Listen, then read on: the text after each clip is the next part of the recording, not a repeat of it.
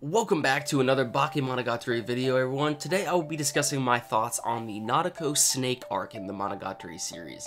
This discussion will probably be a little shorter compared to my other videos that I have done, but I still hope you come to enjoy it. With that said, let's begin discussing the Nadeko Snake arc. The Nadeko Snake arc consists of episodes 9 and 10 of Bakemonogatari, and within this arc, the character of focus is Nadeko Sengoku. And if I were to be completely honest with you in regards to this arc and the character of Sengoku herself, I would have to say that the Nadeko Snake arc didn't leave me with the best impression. This arc I didn't find to be bad or anything, as I did find it to be quite interesting. However, compared to the other arcs, I think Nadeko Snake might have been the weakest arc for me personally. When we are introduced to Nadeko Sengoku, she is a pretty dull character right off the bat. She is shy, quiet, and obviously has some feelings towards Araragi, but in terms of anything of interest revolving around her character, the only thing of interest is the aberration in which has been affecting her.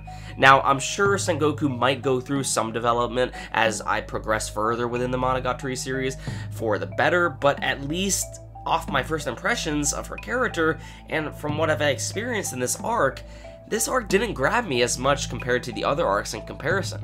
Also, something I wanted to mention within this arc is that this arc also showcases Komburu a bit as well, and judging from the very start of the arc, it seems to me like her hair is beginning to grow out. Now, this could literally be just the art within the anime at work, or maybe Komburu is actually growing her hair out, which is due to the conclusion of the Tsuruga monkey arc. It has been pointed out through Japanese history that the cutting of the hair is symbolic for the individual's life to go through a life-altering change to their past, and we could assume that this could be in fact the case with Komburu. Growing her hair out is a symbol of her freedom, maybe? In the Tsuruga monkey arc, while Komburu was conscious of her actions, she gave into her inner demons, but by the conclusion we finally see that she is able to live and adapt to the circumstances that are now presented to her. Finally, I would like to also add, yes, opening 4 of Bakemonogatari is great, and now I finally understand and know where all these memes came from.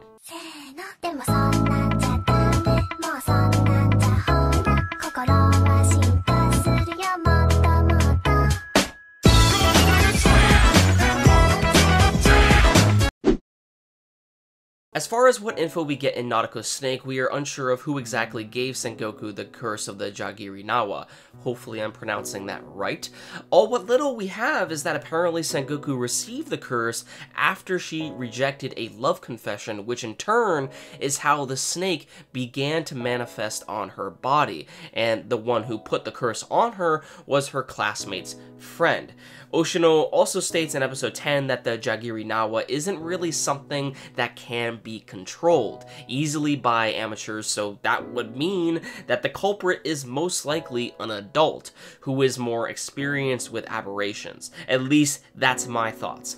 Anyways, because of Sengoku turning down the love confession, she became resented and thus ended up with the curse. Later in the arc, we learn that apparently there were 2 snakes that manifested on Sengoku's body, one in which involved the boy in which she rejected, and the other was said to be due to a former friend that held a grudge against her. Now, I have no idea who this friend of Sengoku could possibly be, but if I were to guess, couldn't it have possibly been one of Araragi's sisters? And the reason I say this is because of 3 things. Exhibit A. In the backstory we see that Sengoku used to come over Araragi's house in order to play with his sisters. Exhibit B. Sengoku hasn't appeared at Araragi's house for quite some time, which is why he is surprised when they eventually cross paths yet again. Exhibit C. When Araragi states to Sengoku if she would like to see his sisters when they eventually get back to the house, Sengoku declines, which would obviously hint at some awkwardness that Sengoku would feel being around Araragi's sisters. Now, I could be completely wrong, but that's at least just my hunch. If anything, I found this arc of Bakemonogatari to be more centered around Araragi and his growth as a character rather than on Sengoku herself, because honestly, in regards to this arc, there is so little to go off of her character that this arc's main purpose was just to introduce her, while also showcasing the fact that Araragi needs to be able to think for himself on how to deal with certain circumstances, as Oshino will eventually be leaving the town in which the characters reside. Oshino specifically states to Araragi that once he leaves, he will no longer be able to provide advice to him, and also goes on to say that Araragi is the type of person to always jump into other people's problems when he shouldn't concern himself and just leave it alone. However, Araragi, as we know it, is the type of person that cannot turn away from someone else's problems. Oshino knows this, but he tells Araragi to heavily consider this moving forward in life, as Araragi will need to think for himself instead of relying on others. The Monogatari series is a series that focuses on the growth of individuals, and Araragi is the typical protagonist that thinks he can save everyone. Even by the end of the Nadeko Snake arc, Araragi felt bad that the snake would go back to the boy who originally gave Sengoku the curse in the first place. And, you know, the Monogatari series can also show the harsh reality of life, as no one can really save another individual. If anything, someone can provide someone else with guidance and advice, just like how Oshino does, but in order for someone to truly save themselves, they first need to focus on themselves. Overall, like I said, this was an arc that mainly seemed to just introduce Sengoku while also providing Araragi with some character growth. Once Oshino leaves town, Araragi will have to make harder decisions himself without relying on others, which is essentially a part of growing up, and as weird as the Monogatari series can be, in a way, it can be considered a coming-of-age story. So to see how exactly Araragi will handle certain predicaments later on in the series will be very interesting. With that said, that about sums up my thoughts regarding the Nadeko Snake arc of Bakemonogatari.